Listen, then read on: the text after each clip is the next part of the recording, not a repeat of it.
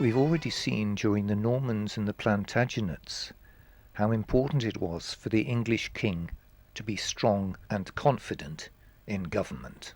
And England had already taken its first tentative steps with Simon de Montfort's Parliament to produce a power-sharing institution comprised of representatives of the people, which would become both decision-making and advisory for the sovereign. But when the last of the Plantagenet kings, Richard II, reluctantly abdicated in 1399, because the difficulties he was faced with overpowered him, he was succeeded by Henry Bolingbroke, son of John of Gaunt, the Duke of Lancaster, and there followed almost a century of instability and the worst and most horrific period of civil war and senseless waste of life to take place on England's soil. We're looking at the battlefields of Shrewsbury in Shropshire, where in July 1403 the first of a series of battles was fought between the barons to decide who was the best person to rule England as king. And the Wars of the Roses would cement in the minds of the English people that Parliament was a better way to make such decisions about government than two armies simply killing their fellow countrymen en masse until one side had had enough and ran away. During the 15th century, the rivalry between the style of government of Charlemagne in Europe and of Alfred the Great in England, between the Roman popes and the English kings, would take a back seat for a time in British history. But nevertheless, it would be true to say that by the beginning of the 15th century, the directions in which government administration in England and government administration on the continent were going in separate directions was well established. And this was recognized by a French philosopher and historian, Philippe de Comines, who lived between 1447 and 1511.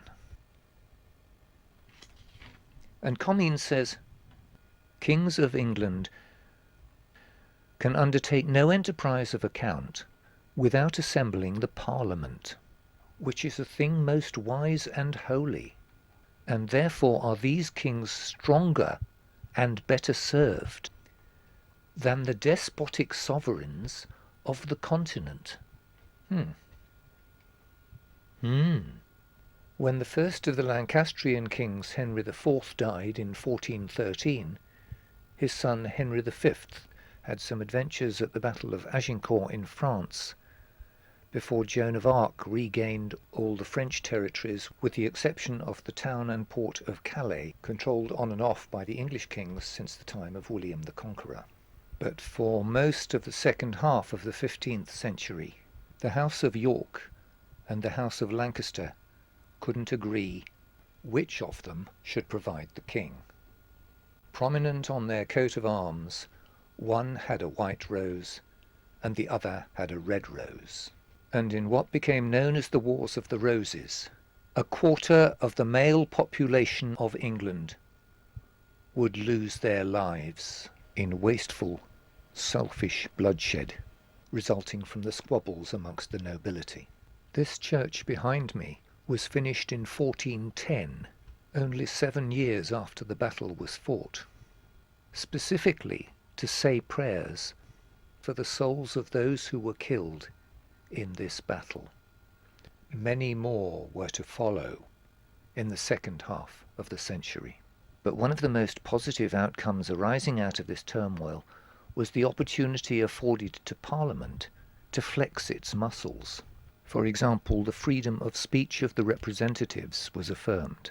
There could be no retribution for anything that was said, so frankness was assured. Parliament's principal functions in these years were to confirm taxation required by the king and to hear petitions that redress the grievances brought to Parliament, being the highest court in the land, by the people of England. And those petitions were the precursors of the bills which would introduce statutes, and the wording of statutes in their final form began to be introduced, discussed, and agreed.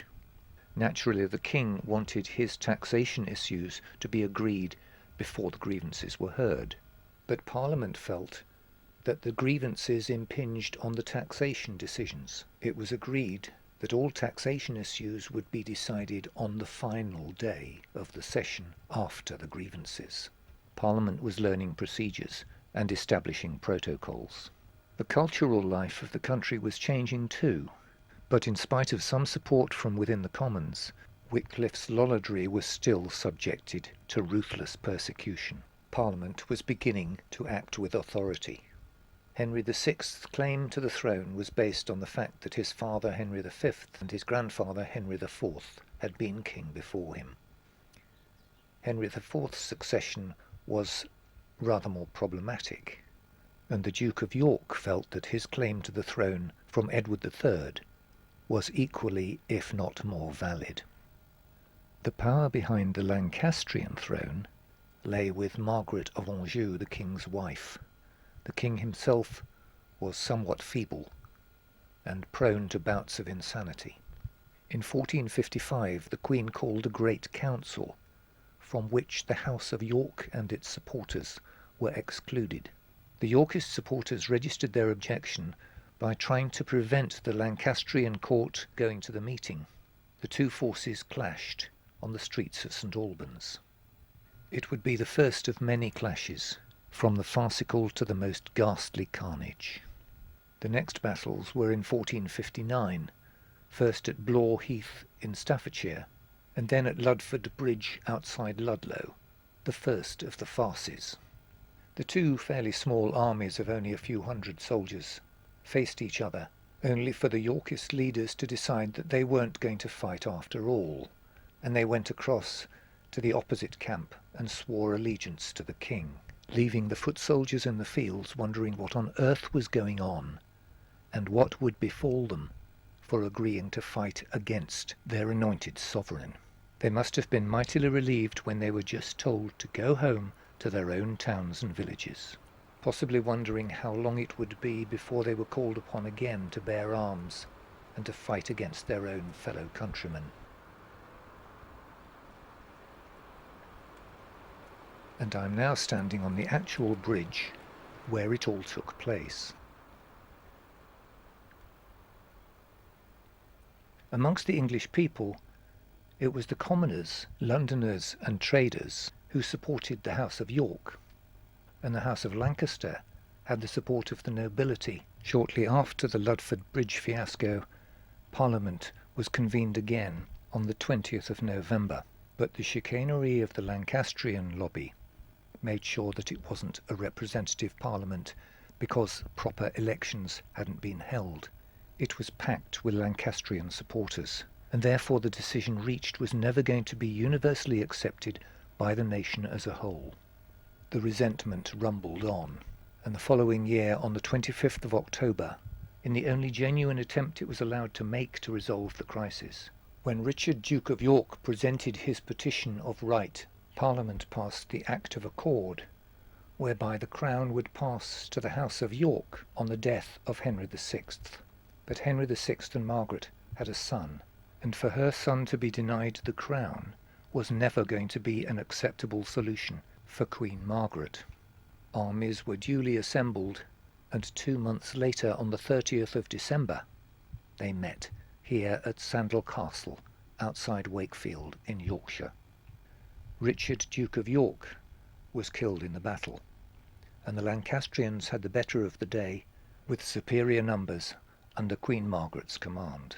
But the Duke of York's son, the Earl of March, based in the southwest, routed a Lancastrian army at Mortimer's Cross shortly afterwards and headed for London. And although the Lancastrians had the better of another skirmish in St Albans, they failed to capitalise on their advantage, and Edward was greeted with jubilation by the Londoners and crowned king.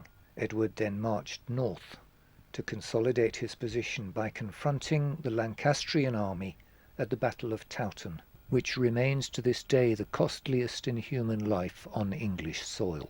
It was said that the Cock Beck flowed with equal amounts of water and blood. Margaret withdrew to France to marshal further forces, and 10 years later the showdown took place, first at the Battle of Barnet, when the Earl of Warwick, whose armies had always hitherto backed the victors, was himself killed, and finally here at Tewkesbury.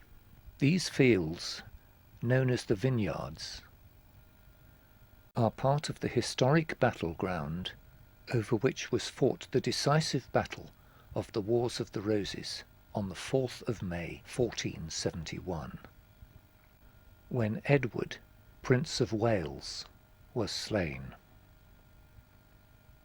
The Prince of Wales was said to have had the character of his grandfather, Henry V of Agincourt, rather than the feeble-mindedness and mental instability of his father. And it's one of the quirks of history that we shall never know what sort of king he would have made.